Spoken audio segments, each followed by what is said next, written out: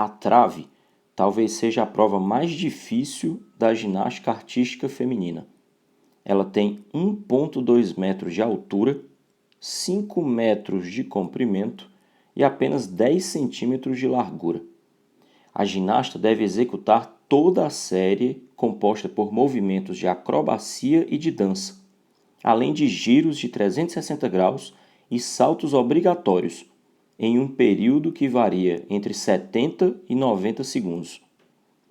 Uma ginasta da trave olímpica, com massa de 48 kg, está na extremidade do aparelho, como mostra a figura.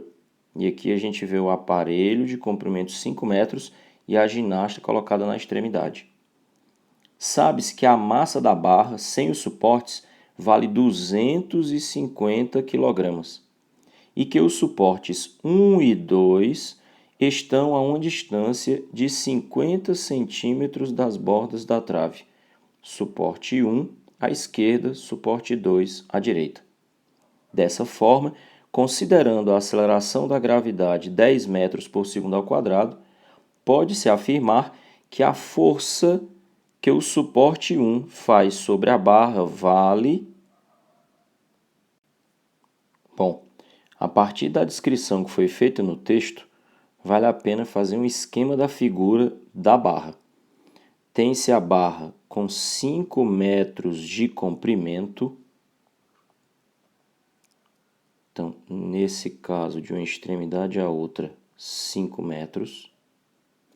Tem-se os dois apoios colocados simetricamente em relação às extremidades. Nesse caso, cada um dos apoios colocados a 50 centímetros da respectiva extremidade. Então, 0,5 metro, 0,5 metro. Fica bem evidente, então, que esse pedaço, esse comprimento, essa parte do comprimento da barra entre os dois apoios é de 4 metros.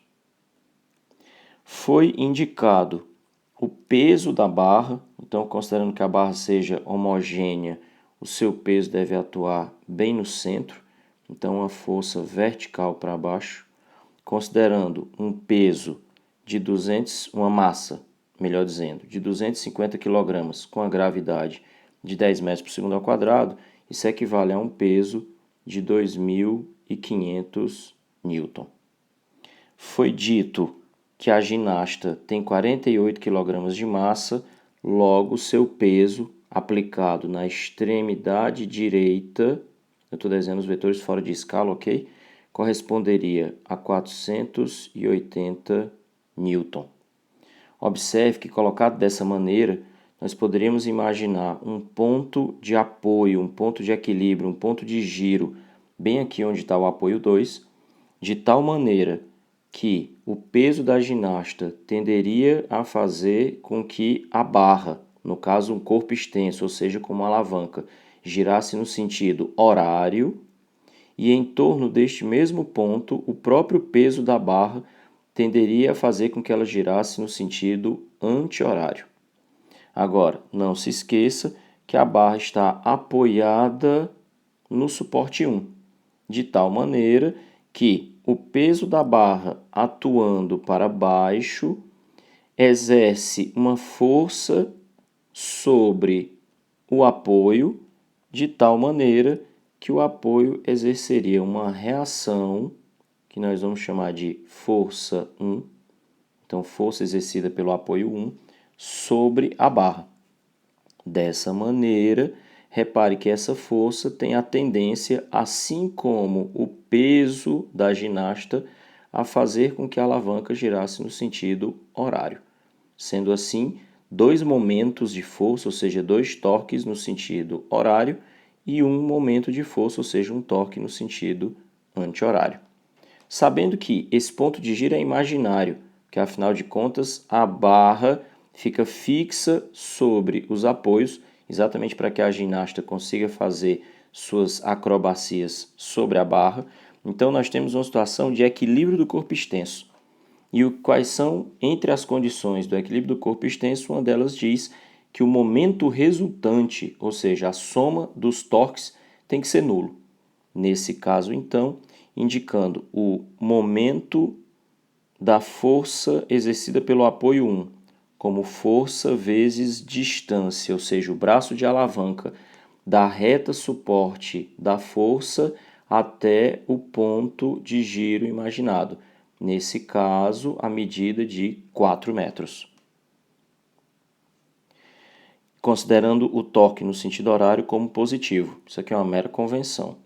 Então, positivo também seria o torque exercido pelo peso da ginasta de 480 newtons, cujo braço de alavanca correspondente, ou seja, a distância da reta suporte do peso da ginasta até o ponto de giro imaginado, sendo indicado como meio metro, 0,5 metros.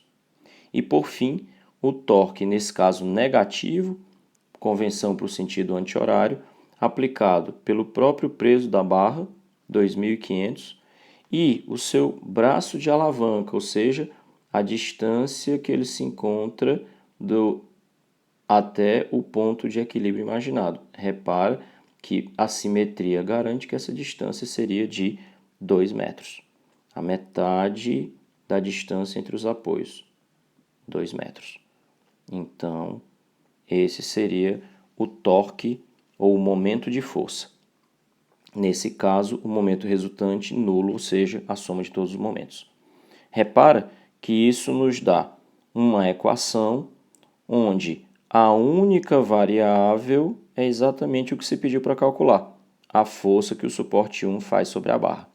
Resolvendo a equação, nós teríamos 4 vezes F1 igual esse produto 5.000, esse produto 240.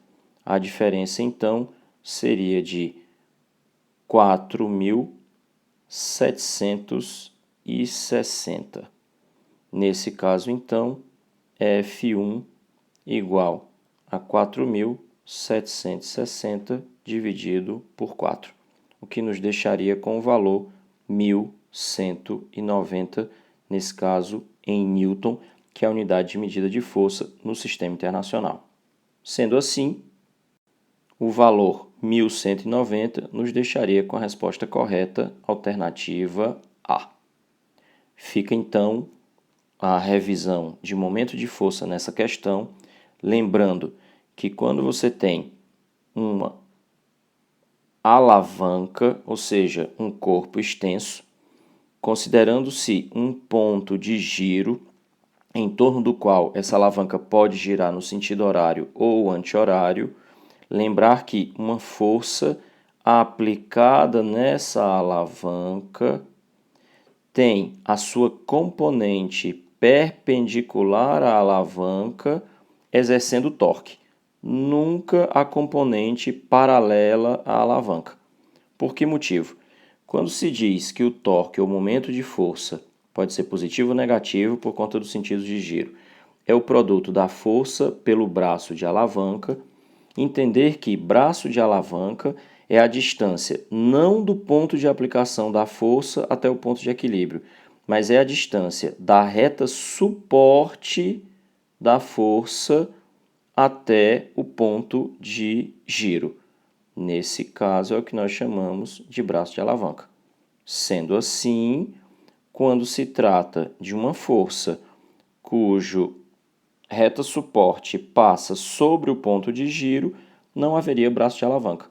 Por isso que forças paralelas à alavanca, ou seja, forças na direção do ponto de giro, não exercem torque algum, e apenas as forças ou componentes de forças perpendiculares. Além disso, lembrar que no caso de várias forças aplicadas, o momento resultante deve ser nulo. Essa é uma condição necessária para o equilíbrio do corpo extenso. É isso.